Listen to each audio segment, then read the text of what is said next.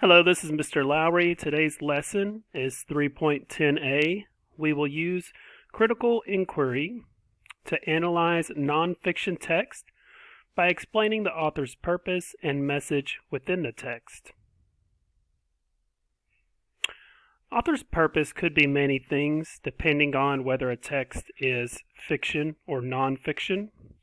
Usually when we're talking about a fiction, the key word is story.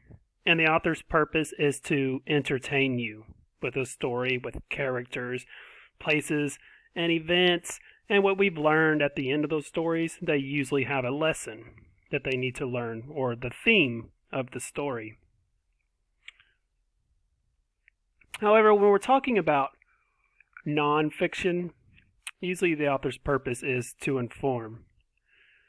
But the author's purpose is their reason for writing a story or text. What is the main idea of the text? What does the author want you to know? What does the author want you to feel after reading? Again, when it's nonfiction or informational text, the purpose for writing is usually to inform you about some specific topic. So first you need to identify the topic of the text, and then ask yourself, what is the whole text about? Identify key supporting details in the text, and ask yourself, what are some details that prove the topic of the text is? You could underline key words that may give you hints about the type of text you are reading, or use the topic and key details to determine the author's purpose in the end. When we're talking about topic, it's just what is it mainly about? It doesn't take me long to look at this text here to understand that the topic is elephants, especially African elephants. It tells me here, I see they're telling me about how much they weigh. They tell me about how they grow from when they're kids, or when they're babies, into when they're adults, how long they live. So it's easy to understand the author's purpose here is to just give us facts about elephants. Here, I see a picture of cookies, chocolate chip cookies. I see the chocolate chip cookies in the title. So I know the topic is chocolate chip cookies. As I read further into this, it tells you how you can make them. Here it tells me I could add peanut butter. So I understand that the author's purpose here is to tell me about how to make, or not how to make, but and they want us to make chocolate chip cookies.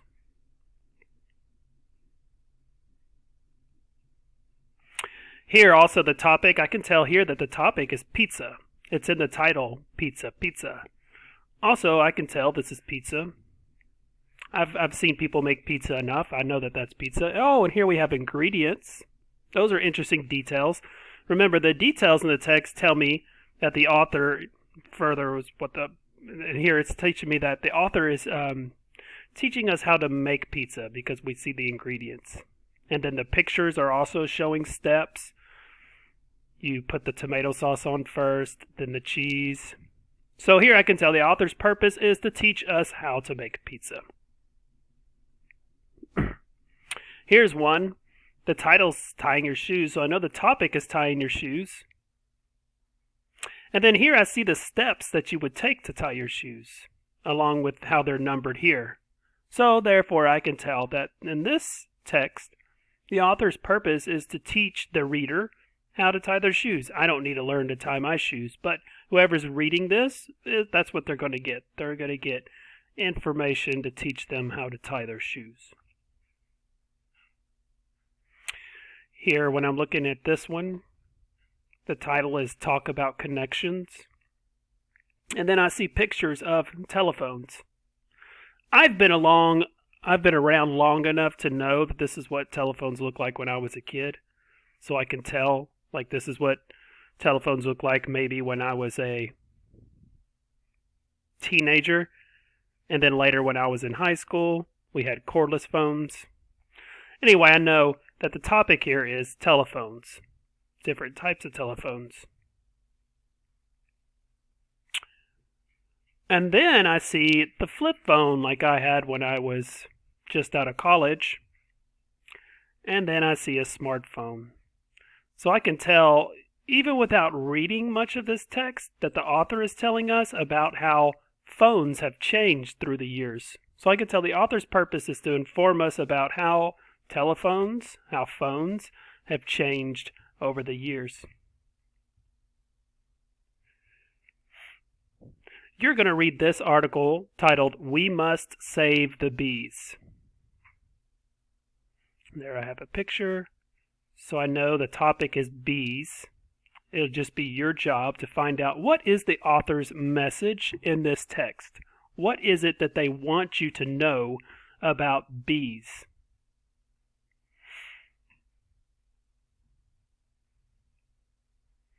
These questions are in the Google Classroom. I have lots of I had to put 3 different pages on here so that it would be big enough for you to actually see the text. So, I'm sorry, there are 3 different images that you have to click on to be able to read the text. There's 1, 2, well actually, this is the second one. Remember to look at the numbers of the paragraphs. The paragraphs are numbered for you. When you encounter the questions sometimes, they refer to the paragraphs so you know which paragraph to look at. I also included a little video here from YouTube that you can watch that also tells you more information and give you more images to see about the bees and why they're so important. And then here's the Google form where you're going to answer the questions. There's some multiple choice. Here, the first question is about the author's purpose, or what the author's message is. Same thing, purpose, their message. What is it that they're trying to tell you in this text? This one just says, what can the reader conclude from reading paragraph 8? So just know that when you're looking at that one, you're just reading paragraph 8. Sorry, it's in this one. Just paragraph 8.